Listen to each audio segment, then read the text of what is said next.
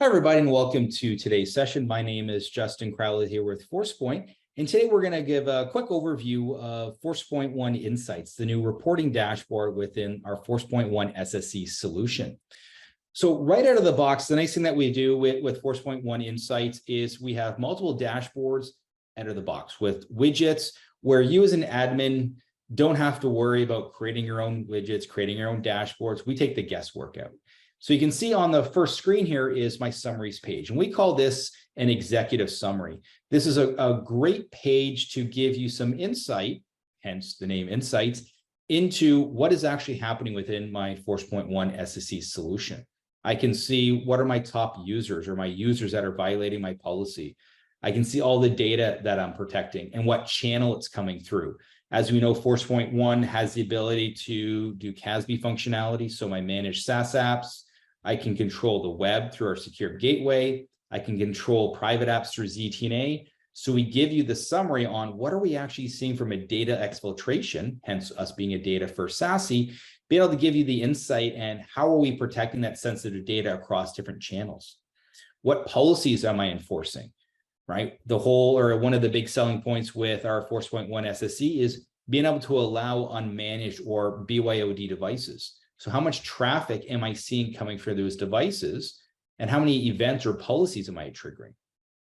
We know shadow IT is huge, right? Unsanctioned applications, users accessing applications that I as an admin have not approved. So now I can see, okay, how many apps are actually being accessed that I haven't approved? Maybe a user is using their own personal Dropbox while the organization's paying for Microsoft OneDrive. I can now see threats that are being protected or blocked. Because again, built into our solution is our advanced threat protection, or ATP. So not only am I scanning the data from a data exfiltration, looking at PII, PCI, HIPAA, whatever the case may be, what threats am I seeing from a malware perspective? And also what web threats am I seeing?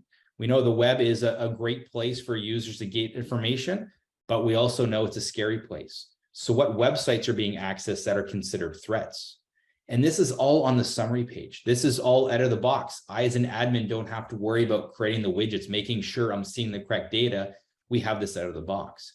And we even drilled that down even further, where we have the ability to say, great, here's that summary. We now have the option to say, let's drill down into the data itself. Let's look at how many policies are being enforced. Where is this data coming from?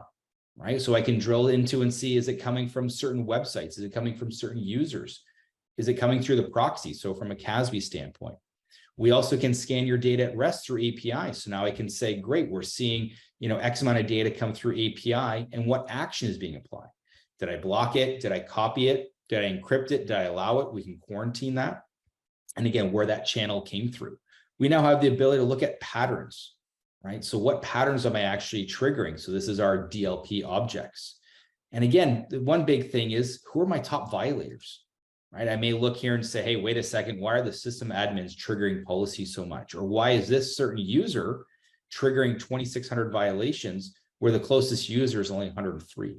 So now I can, as an admin, drill down even further into what's actually happening with that user. And then even from a threat protection, again, we all know malware and ransomware is huge nowadays. So we even break it down into that aspect to say, okay, from an ATP, advanced threat protection standpoint, what are we seeing? How much malware am I blocking? Because again, a lot of the requests from customers is, I want to see what this product is doing. Is this product actually blocking malware? Are my users really downloading malicious content? Are they actually accessing risky websites? Well, we can say, yes, they are. We can see how much malware we're blocking. What are some of the risky destinations, right? So the website may be a certain category, may have a certain reputation. We can say, hey, here's the risky websites your users are accessing. And from those risky websites, how much data is being accessed? What actions am I applying? Our secure gateway has remote browser isolation. So I can say, from an admin standpoint, why am I seeing so much isolated traffic during the last week? So I can see there was a spike on the 24th. Why am I seeing a spike of isolation? Or maybe I see a certain pattern over the last 30 days. And now I can figure out what's actually happening from an isolation standpoint and figure out why that pattern or what's actually happening with that activity. And now, just like any secure gateway, I want to be able to look at web browsing categories. What are the risky sites, right? Again, who are the users that are triggering? Hey, wait a second, there's that admin again. So from a DLP standpoint, I saw that user triggered X amount of events, and I'm now also seeing through the web, they're triggering different events. So I, as an admin, now know I got to look into that user. I got to figure out what's actually happening with that user.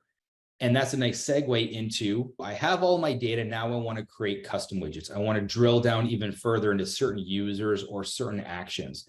So on the left-hand side here, we have our Discover. And this is where it allows me to drill down into certain data and then maybe create my own widgets for my own custom dashboard. So let's go down to Proxy, for example. I want to see some data. I want to basically filter it or include it based on, let's say, the user ID. And you can see based on the user ID, I now have certain measures that I can now report on. So because I'm looking at Proxy and I'm looking at the data, I can now say, let's do file count. So I can go ahead and apply. And now I can see my widget preview. Now what I'm looking at is users and the different data or DLP events that are triggering, or files that are triggering DLP from a proxy standpoint. Now I can change the different preview if I want it pie, if I want a table, a column, or a bar chart. And then I can see sort of more of the raw data that is creating that widget. Now I can leave it as is if I want. So I can say, great, I have that data. I can drill down into different users, but maybe I want to use this moving forward.